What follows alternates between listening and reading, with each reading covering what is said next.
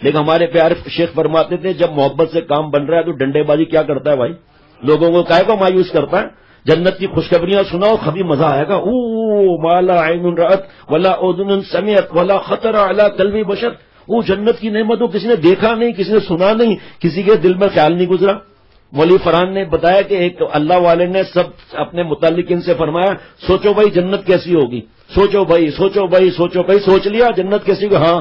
فرمایا یہ جنت ہو ہی نہیں سکتی، کیونکہ جو آپ کی سوچ میں جنت آ گئی وہ جنت ہے ہی نہیں. پھر اس سے بڑھ کر ہے یہاں پیزا کھانا شروع کیا، 8-10 لقمے کے بعد پیٹ بھرنا شروع ہو گیا، 12 لقمے کے بعد خلاص 3 پیزا رکھے ہیں، کھا نہیں سکتے.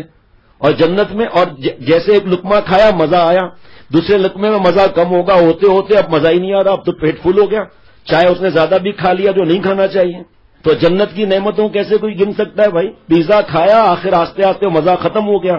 مولوی فرحان بتا رہے ہیں تفسیروں میں لکھا ہے کہ ایک ایک لقمہ کھاتا جائے گا مزہ اور بڑھتا جائے گا.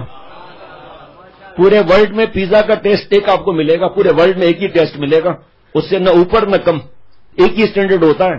اور جنت میں جو نعمت آئے گی پیزا کی، فرض کریں کل پھر پیزا منگایا تو وہ اس سے بڑھ کر لذت ہوگی، اس میں پھر منگائے گا اس سے بڑھ کر لذت ہوگی.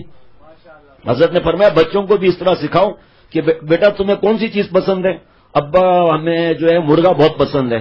اللہ سے کہو گے اللہ مرغا، تو مرغا اسی وقت آ جائے گا، روسٹ ہو کر آ جائے گا. یا اللہ مجھے تو فرائی چاہیے، ابھی فرائی چاہیے، اب فوراً آ جائے گا. بچے کہتے ہیں گاڑی پسند ہے، ارے اتنی بڑی گاڑی ملے گی تو حیران ہو جائے گا. اب بچوں کو بھی جنت کا شوق ہو رہا ہے.